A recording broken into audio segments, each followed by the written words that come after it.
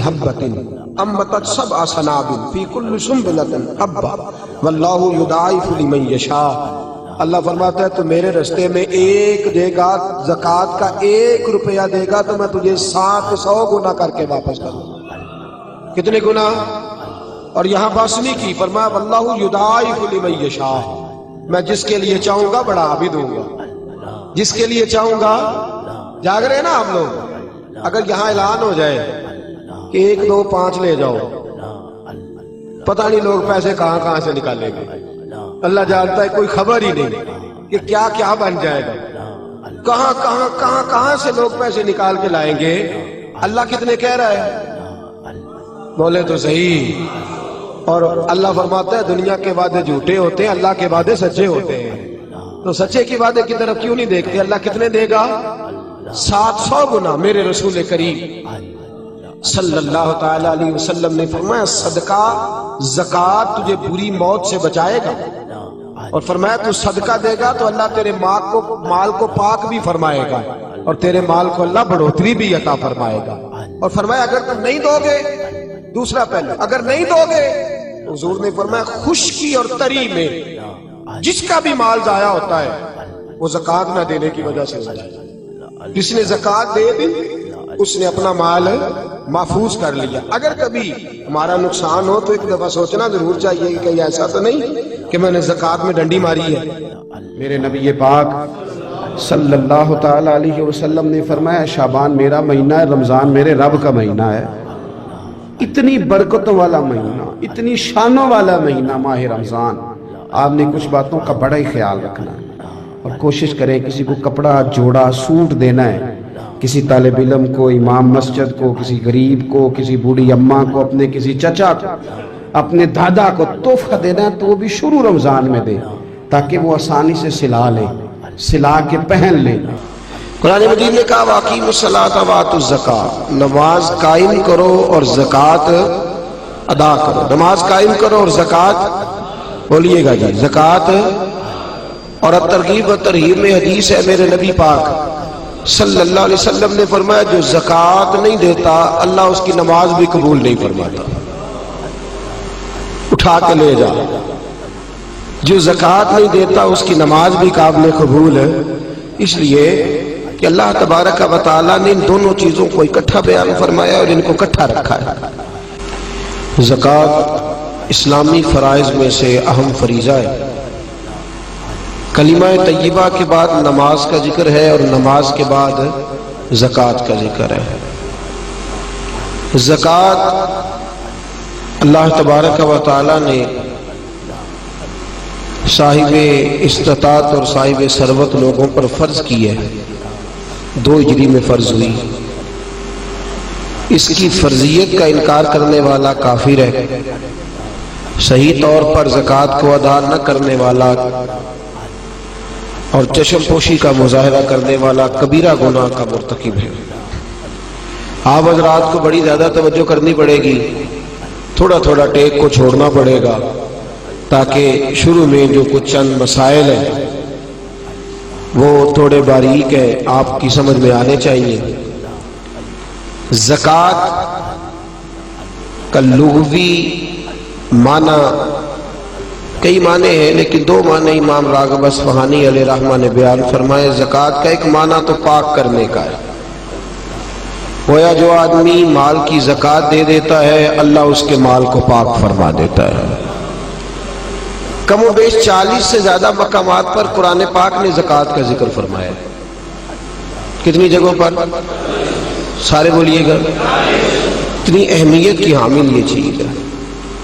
تو زکوٰۃ کا ایک معنی ہے پاک کرنے کے، پاک ہونے، اور زکوٰۃ کا معنی دوسرا یہ ہے وہ چیز جو بڑھ جاتی ہے، جس میں اضافہ ہو جاتا ہے، جس کی افزائش ہوتی ہے۔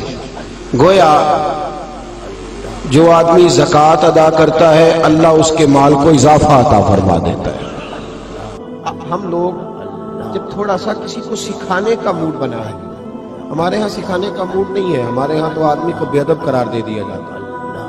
ہم کسی شخص کی تربیت نہیں کرتے بلکہ اس کو کہتے ہیں تجھے پتہ نہیں ہے چلنا کیسے تھا، آنا کیسے تھا، بیٹھنا کیسے تھا۔ بھئی آپ پہلے سکھا لیں، تعلیم دے لیں، اس کو پہلے آپ باخبر کریں، اس کے بعد اگر کبھی جھڑکنا ہو اپنے شاگرد کو، بیٹے کو، سلسلہ طریقت میں آنے والے کو آپ تنبیہ کر سکتے ہیں، لیکن لوگوں کو اس رویے کے ساتھ. بڑی خوبصورت حدیث لکھی ہے قاضی اجاز رحمۃ اللہ تعالیٰ علیہ نے شفا شریف میں، بڑی خوبصورت. فرماتے ہیں کہ ایک بدو نا حضور کی بارگاہ میں کچھ لینے آ گیا، خیرات لینے. رات کا وقت تھا تو حضور صلی اللہ علیہ وسلم نے کچھ عطا کیا. جب اس نے حضور نے کچھ دیا نا تو اس نے بڑی سخت بات کی، بڑی سخت بات کی. حضور نے کچھ دیا تو کہنے لگا کہ یا رسول اللہ صلی اللہ علیہ وسلم، میں نے تو بڑی تعریف سنی تھی، معاذ اللہ ثم معاذ اللہ نقل کفر کفر نہ باشد. کہنے لگا میں نے تو بڑی تعریف سنی تھی، آپ نے تو کچھ بھی نہیں دیا. حالانکہ حضور تو جس کو ایک قطرہ عطا کرے اس کی تو نسلوں کی بھوک بھی ختم ہو جاتی ہے. لیکن دیہاتی تھا نا، ان پڑھ ہے، ابھی بدو ہے، آداب نہیں جانتا. میں نے تو بڑی تعریف سنی تھی، تو یہ آپ کیا دے رہے ہیں، یہ آپ نے کیا کیا؟ حضرت عمر فاروق رضی اللہ تعالیٰ عنہ موجود تھے تو جناب عمر نے تلوار پر ہاتھ رکھا، اس بے ادب کو قتل کریں گے. حضور نے فرمایا عمر ٹھہر جا، جلدی نہ کر. حضرت عمر فاروق رضی اللہ تعالیٰ عنہ کہتے حکم پا کے میں ٹھہر گیا تو حضور نے اس بدو کا دامن پکڑا کہ رمضان المبارک کا جب مہینہ آئے تو جس آدمی کے ساتھ نیکی کرنی ہے وقت پہ کریں. کسی غریب کو پیسے دینے ہیں، کپڑے دینے ہیں تو یکم رمضان کو دیں. میں اکثر دوستوں سے پوچھتا ہوں، میں کہتا ہوں قاری صاحب نو جوڑا کدو دیندے ہو؟ کہندے ستیویں والے دن. میں کہ مینوں لگ گئی سمجھ، تہاڈی سازش ہے کدھر سواں کے پا نہ لوے. ایویں مولوی چودھری صاحب دے نال دے کپڑے پا لے تے کتے لکھیا اینوں دینا ہے ستیویں. تسی دسو ستیویں والے دن کوئی دردی سی کے دیندا ہے؟ اونوں 3 گنا بھی پیسے دئیے تے کہندا جڑے باقی نے انہاں دے نہیں بٹن پہ لگ دے میرے کولوں. کتھوں جوڑا سی کے؟ تو کس دن دیتے ہو قاری صاحب کو؟ کیا مقصد ہے؟ پہننے کے لیے دے رہے ہو یا اس لیے دے رہے ہو کہ نہ پہن سکے؟ تو بھائی آپ جب کسی کو کوئی چیز دیں گے تو کب دیں گے؟ جب وہ استعمال کر سکے. غریب کو لوگ فطرانہ دینے جاتے ہیں عید سے 1 دن پہلے، تو کیا کرے گا اس کا؟ نہ تو کپڑے خرید سکا، نہ روٹی لا سکا. بلکہ میرے حضرت صاحب فرماتے ہیں رمضان سے پہلے دے دو. رمضان کی نیت کر کے رمضان سے 1-2 دن پہلے دے دو، اللہ رمضان جتنا ثواب ہی عطا فرمائے گا. رمضان سے پہلے دو، جس کو کچھ ہے دے، قبل از وقت تیاری کرو. اور میرے قبلہ صاحب فرمایا کرتے اپنے کپڑے بعد میں، غریب کے بچوں کے کپڑے پہلے، اپنے گھر کی ضروریات بعد میں، غریبوں کی ضروریات. اس لیے کہ اللہ پاک نے ان کا رزق بھی ہمارے گھر بھیج دیا. ہماری ڈیوٹی لگائی ہے کہ تم نے بانٹنے والے بنو. اور یہ ذہن بنائے کہ پتہ نہیں کس کا حصہ تھا جو اللہ نے میرے گھر بھیجا. یہ ذہن بنا کے بنو. اور جس کو دینے جائیں، ہاں آپ کو اجازت ہے تھوڑا بہت پتہ کرنے کی، لیکن تھوڑا بہت تفتیش کرنے کی اجازت، بال کی کھال اتارنے کی اجازت. میں نے دیکھا ہے لوگ غریبوں کا انٹرویو لیتے ہیں، تیرا تو فلانا کمانے والا نہیں، تیرا تو فلاں بچہ. او بھائی بہت سارے غریب ایسے ہیں، بڑے ہیں جو کمانے کی کوشش کرتے ہیں لیکن ان کا سبب نہیں بنتا. ہاں ہے ایسے لوگ جو سعودی عرب چلے گئے ہیں، کہتے ہیں تیرا تو فلاں باہر نہیں گیا ہے، گیا ہے، لیکن سارے سعودی عرب جانے والے بھی مال کمانے کی طاقت نہیں رکھتے. کئی وہاں بھی بیٹھ کے بیچارے قرضوں میں الجھے ہوئے ہیں. ہمارے ہاں بھی لوگ خیرات لینے آتے ہیں. بہت بڑا بھی جو سخی ہوتا ہے نا رمضان میں، اس کے دروازے پہ آ کے صبح 9 بجے غریب بیٹھتے ہیں زکوٰۃ لینے. میرا یہ خیال تھا کہ آج آپ مجھے لائیو ہی سنتے، موبائل کی آنکھ سے نہ ہی دیکھتے. یہ میری خواہش تھی. ان کو کبھی کبھی چھوڑنا بھی چاہیے نا جی، اتنا فرض تھوڑی ہو گیا ہے، اس کو کبھی چھوڑنا بھی چاہیے. تو چھوڑے. اور ویسے بھی میں نے کہا تھا کل بھی ایک جگہ پہ کہ ہے دل کے لیے موت مشینوں کی حکومت. احساس مروت کو کچلتے ہیں آلات. تھوڑی دیر ہم سے یاری لگائے نا اور مسکرائیں، تھوڑا سا خوش ہو کے بات سنیں. اللہ آپ کو اجر عطا فرمائے. اس کو سنبھال کے رکھا کرے، گم بھی ہو جاتا ہے کئی دفعہ. اللہ تعالیٰ آپ کو جزا عطا فرمائے. میری بات پہ غور فرمائے میرے بھائی. سید عالم صلی اللہ تعالیٰ علیہ وآلہ وسلم، حضور صلی اللہ تعالیٰ علیہ وسلم، ہم سے بھی لوگ مانگنے آتے ہیں نا بھائی. صبح 9 بجے بیچارے غریب لوگ آ جاتے ہیں رمضان میں سیٹھ صاحب کے دروازے پہ. تو پھر جب وہ کہتے ہیں نا زکوٰۃ لینے والی عورتیں آئی ہیں 9 بجے کی بیٹھی ہیں، تو 12 بجے سیٹھ صاحب اٹھتے ہیں. پھر اندر سے پیغام آتا ہے کہ ٹوتھ پیسٹ کر رہے ہیں، ابھی آتے ہیں. تھوڑی دیر کے بعد خبر ملتی ہے کہ وہ 2-3 اخباریں بھی پڑھیں گے چونکہ سارا دن ملکی حالات پہ تبصرہ بھی تو کرنا ہے۔ پھر تھوڑی دیر کے بعد خبر آتی ہے کہ وہ جو ملازم ان کا بریڈ لایا تھا وہ ٹھنڈا تھا، اب تازہ لینے گئے، باہر غریب لینے آیا، اور جو لینے آیا ہے اتنا ہی ہمارے لیے کافی نہیں کہ رب کریم نے کسی کو ہمارے دروازے تک بھیج دیا ہے، یہ بہت کافی نہیں تھا۔ اور اس کے باوجود بھی جب وہ باہر آتے ہیں تو پھر وہ کہتے ہیں تم لوگ تو سونے بھی نہیں دیتے، خیرات لینے آئے ہو کہ جان لینے آئے؟ پھر بھی اور پھر لوگوں کو چیک کیا جاتا ہے، تم وہی تو نہیں ہو جو صبح بھی آئی تھی، تم وہی تو نہیں ہو۔ امام شافعی سے کسی نے کہا تھا، امام شافعی سے، کہ حضور میرا بھی دینے کو دل کرتا ہے پر مستحق بندہ نہیں ملتا، تلاش کرتا ہوں کوئی ایسا ملے تو دوں۔ آپ مسکرائے، تو اس نے کہا حضور مسکرائے کیوں ہے؟ آپ فرمانے لگے تو بتا جو اللہ نے تجھے دیا ہے تو اس کا مستحق تھا؟ مجھے تو بھی مستحق نہیں لگا۔ 50,000 پکڑ کر کسی بہت بڑے عالم کو جا کر لوگ کہہ دیتے ہیں، بہت دفعہ عالم یہ پیسے میں نے لگانے ہیں، مجھے بتائیے کہ مسجد میں ادارے میں کون سا کام ہونے والا ہے؟ یعنی اس عالم کو، شیخ کو بھی اتنا دیانتدار نہیں سمجھا جاتا کہ وہ 50,000 کہیں کھا نہ جائے۔ جب یہ رویے قوموں کے ہوتے ہیں تو پھر کیسے تربیت ہوتی ہے؟ میرے مصطفیٰ کریم کا بھی انداز دیکھیں، یہ بخاری ہے، یہ مسلم ہے۔ حضرت انس بن مالک فرماتے ہیں کہ حضور علیہ السلام نے نا سرخ دھاری دار چادر لی اور حضور نے کندھے پہ رکھی۔ سرخ دھاری دار چادر نجران سے آیا کرتی تھی تو ذرا سخت ہوتی، کچھ کپڑے سخت ہوتے ہیں نا۔ فرماتے حضور گزر رہے تھے تو ایک آدمی آیا، بھکاری، اس نے حضور کی چادر کو پکڑا پیچھے سے، اسے طریقہ نہیں آتا نا ابھی مانگنے کا، چادر کو پکڑ کے نا یوں کھینچا حضور کی توجہ کرانے کے لیے، جیسے کوئی بچہ کسی وقت پیچھے سے پکڑ کے دامن کھینچتا ہے، کھینچا۔ حضرت انس بن مالک فرماتے ہیں کہ اس زور سے اس نے کھینچا کہ حضور کی گردن پر میں نے نشان پڑا ہوا دیکھا، نازک وجود اثر، نشان پڑ گیا۔ حضور نے جب پلٹ کر اس کی طرف دیکھا تو وہ کہنے لگا، اے محمد صلی اللہ علیہ وسلم، میں کچھ مانگنے آیا ہوں، مجھے کچھ دیجئے۔ میرا تو دروازہ بھکاری زور سے بجا دیتا تو میں اسے ڈانٹ دیتا، یہ کوئی طریقہ ہے؟ خیرات لینے آئے ہو، قرضہ لینے آئے ہو؟ لیکن جب اس نے کہا نا حضور کچھ دیجئے، تو حدیث کے لفظ یہ ہیں فَالْتَفَتَ إِلَيْهِ فَضَحِكَ۔ حضرت انس کہتے ہیں قربان جاؤں، محبوب نے جب اس کی طرف دیکھا تو حضور نے مسکرانا شروع کر دیا۔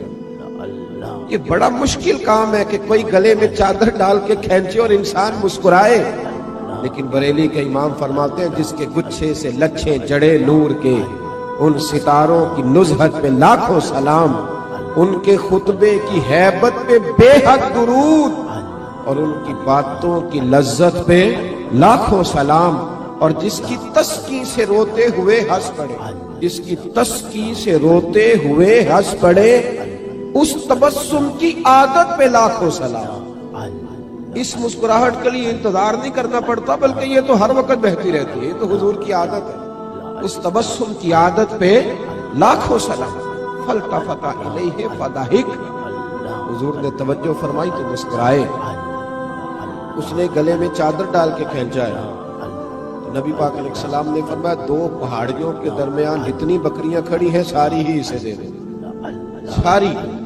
اب وہ شخص حضور کی تعریف کرنے لگا، اب اس نے حضور سے ادب سیکھا۔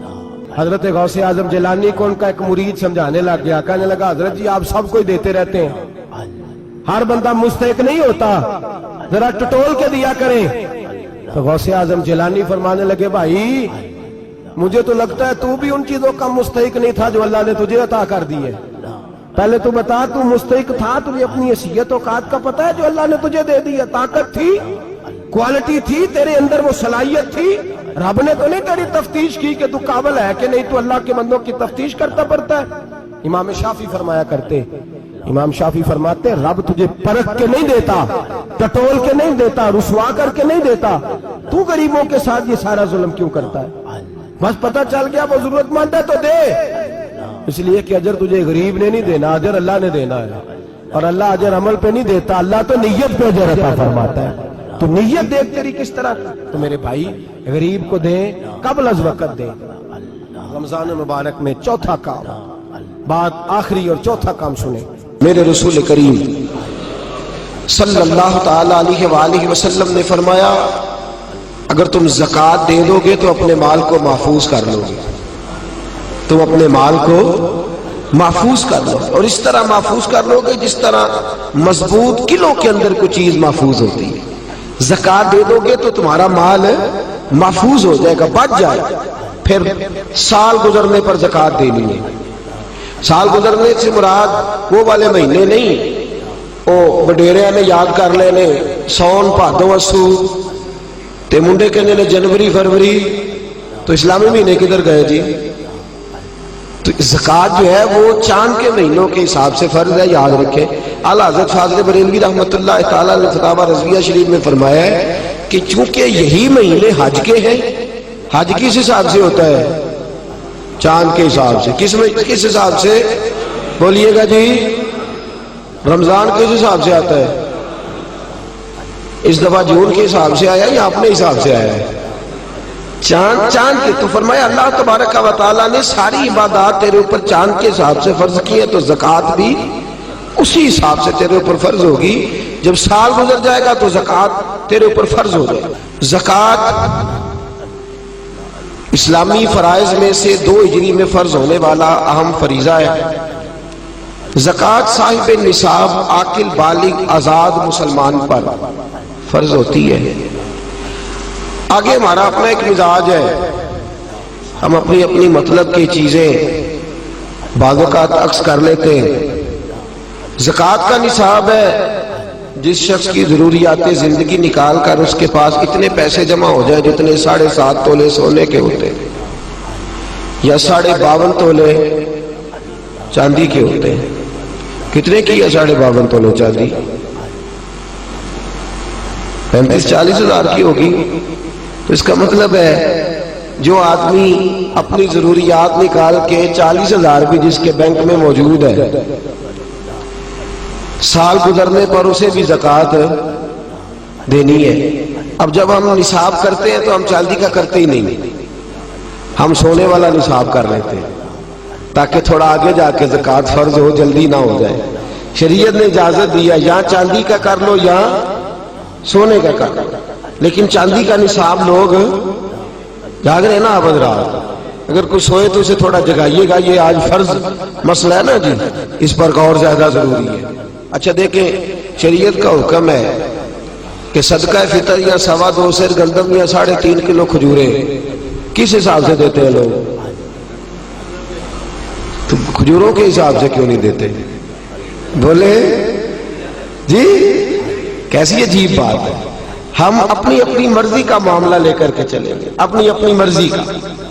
یاد رکھ میرے دوست، رسول پاک صلی اللہ علیہ وسلم نے فرمایا لوگ سمجھتے ہیں صدقہ دینے سے مال کم ہوتا ہے، فرمایا میں اللہ کا رسول وعدہ کرتا ہوں صدقہ دینے سے اللہ مال میں اضافہ فرما دے گا، زکوٰۃ دینے سے اللہ تمہارے مال میں اضافہ فرما دے گا۔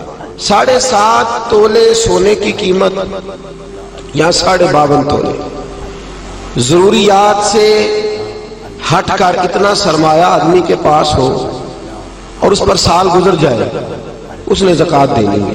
کتنی دینی ہے؟ 40واں حصہ، یعنی 100 میں سے اس نے بولیے 2.5 روپے 2.5 روپے اس نے زکوٰۃ دینی۔ بڑا سادہ سا معاملہ ہے، بڑا سادہ سا، ہمیں پتا ہوتا ہے کون سی گاڑی ضرورت کی ہے اور کون سی گاڑی فیشن کی ہے، ہمیں پتا ہوتا ہے کون سی چیزیں میری ضرورت کی ہیں، کون سی میں نے اضافی رکھی ہوئی ہے۔ دیکھیں شریعت ایک محتاط زاویہ بیان کرتی ہے اور پریشان نہیں کرتی کسی کو بھی۔ جو تیری ضرورت کی چیز ہے اس پر زکوٰۃ اللہ پاک نے رکھی۔ ہیرے کی انگوٹھی کوئی شخص پہن لے، اس نے اپنی زوجہ کو، اپنی بیٹی کو، اپنی بہن کو ہیرے کی انگوٹھی پہنا دی، توجہ ہے آپ حضرات کی؟ خاص توجہ فرمائیں، ہیرے کی انگوٹھی وہ کروڑوں روپے کی مالیت کی ہے، لیکن چونکہ وہ خاتون اسے پہن رہی ہے اس پر زکوٰۃ نہیں۔ سونے پر زکوٰۃ ہے چاہے عورت پہنے بھی، یہ اللہ پاک کا قانون ہے نا جی، اس پر زکوٰۃ نہیں رکھی۔ اس پر اللہ پاک نے زکوٰۃ، نبی پاک صلی اللہ علیہ وسلم نے فرمایا وہ ایک چیز ہے وہ بعض اوقات ایک ہی ہوتی ہے اور ضرورت کی ہوتی ہے، لوگ اسے پہنتے ہیں، تو منع جو ہے وہ کہہ دیا کہ اس پر زکوٰۃ نہیں۔ پھر آپ کے پاس 100 کلہ زمین کا ہے، 100 ایکڑ زمین ہے، لیکن وہ کاشتکاری کی زمین ہے، آپ نے اس لیے نہیں رکھی ہوئی کہ مہنگی ہوگی تو میں بیچ دوں گا، ہے 100 ایکڑ لیکن کاشتکاری پہ رکھی ہے، اللہ نے اس پر زکوٰۃ نہیں رکھی، اس پر عشر رکھا ہے، زکوٰۃ نہیں ہے اس پر۔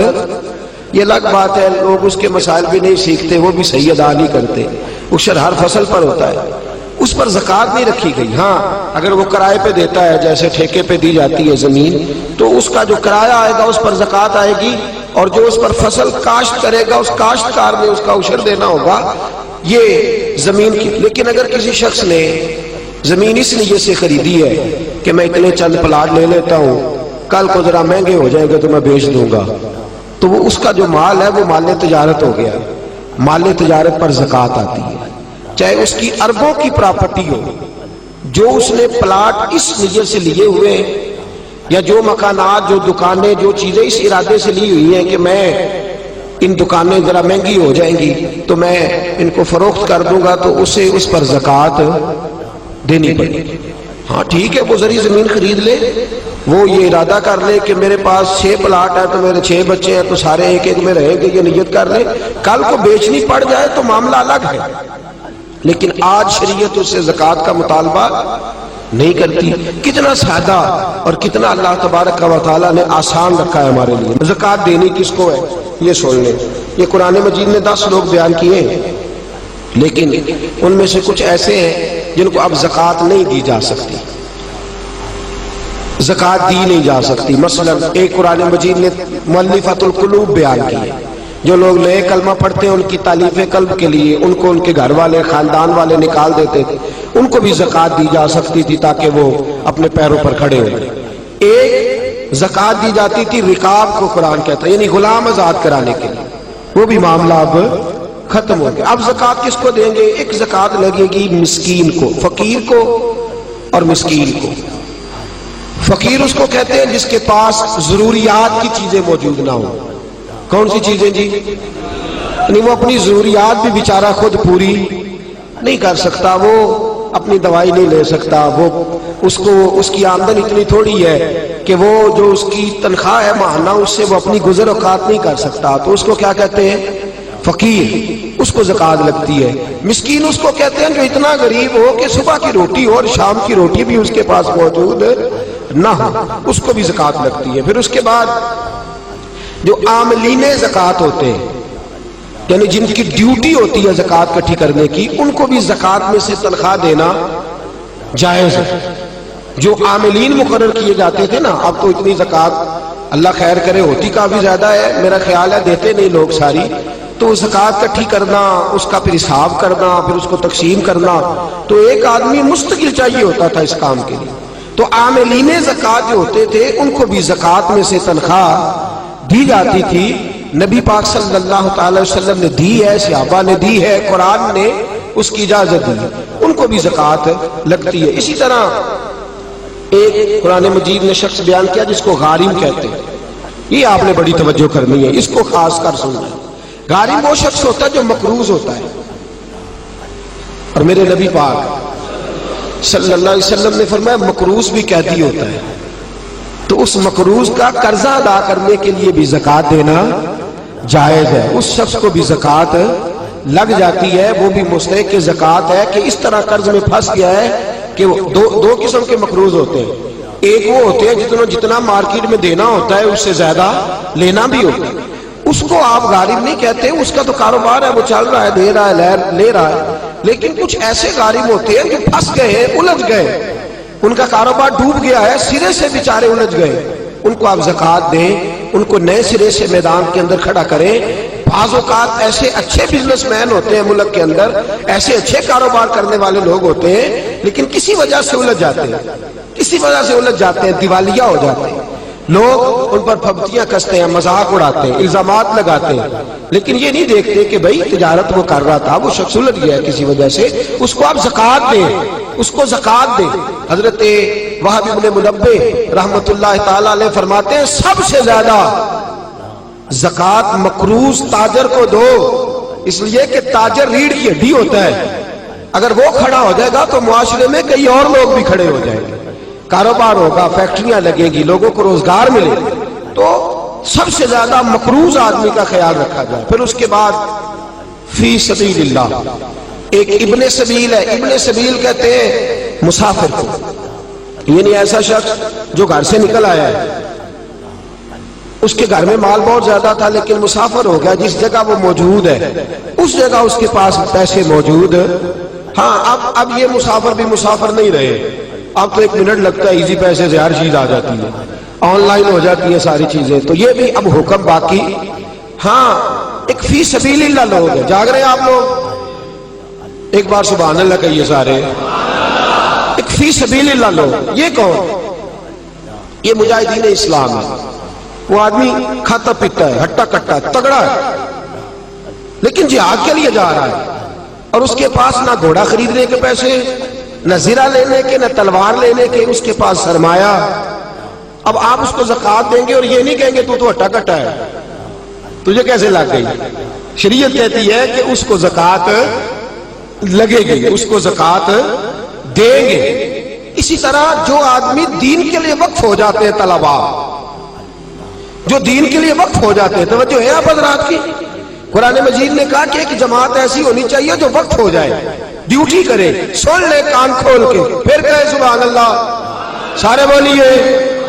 یہ جگانے کے لیے کہہ رہا ہوں، داد لینے کے لیے نہیں کہہ رہا، اس میں فرق ہے دونوں چیزوں میں، یاد رکھ۔ اثر کرے نہ کرے سن تو لے میری فریاد، نہیں ہے داد کا تعلیم یہ بندہ ہے آزاد۔ ایک فی سبیل اللہ وہ لوگ، وہ طلباء جو دین کے لیے وقف ہو جاتے ہیں۔ دین کا کام ہمہ پہلو ہے، یاد رکھ لیں، یہ مکمل ڈیوٹی مانگتا ہے، بلکہ اگر کوئی ہماری طرح نہیں، کوئی صحیح دین کی ڈیوٹی کرنے والا شخص ہو تو کم از کم ایک دن کے اندر 18 گھنٹے چاہیے دین کا کام کرنے کے لیے۔ یہ تھوڑا سے تھوڑا وقت ہے، ہمہ پہلو ڈیوٹی دین مانگتا ہے، ہمہ پہلو۔ اگر کسی نے 1 گھنٹہ بات کرنی ہے تو شاید اسے 8 گھنٹے اس پر ریسرچ کرنی پڑے، ہمہ پہلو، ہمہ پہلو۔ اور پھر کوئی کس قسم کا سوال کرتا ہے، کیا کرتا ہے، اس نے فوری طور پر۔ اور یہ کیمسٹری، فزکس، بیالوجی پڑھانا آسان ہے، صرف نحو پڑھانا بڑا مشکل کام ہے، یہ بڑا مشکل ہے۔ اصول فقہ کے مسائل اتنے خشک ہوتے ہیں، آپ کو جو علماء جلالی نظر آتے ہیں نا، اصل بات یہ ہوتی ہے کہ وہ فقہ کے مسائل اتنے کڑوے ہوتے ہیں کہ مزاج سخت ہو جاتا ہے، یہ بڑا کٹھن مرحلہ ہے۔ ہمارے ہاں بڑی پریشانی ہے، درس نظامی کے 5 بچے ہوں نا اور وہ مکمل عالم بن جائے تو 5 ضلع سنبھال لیتے ہیں۔ ایک عالم دین کتنا علاقہ سنبھالتا ہے؟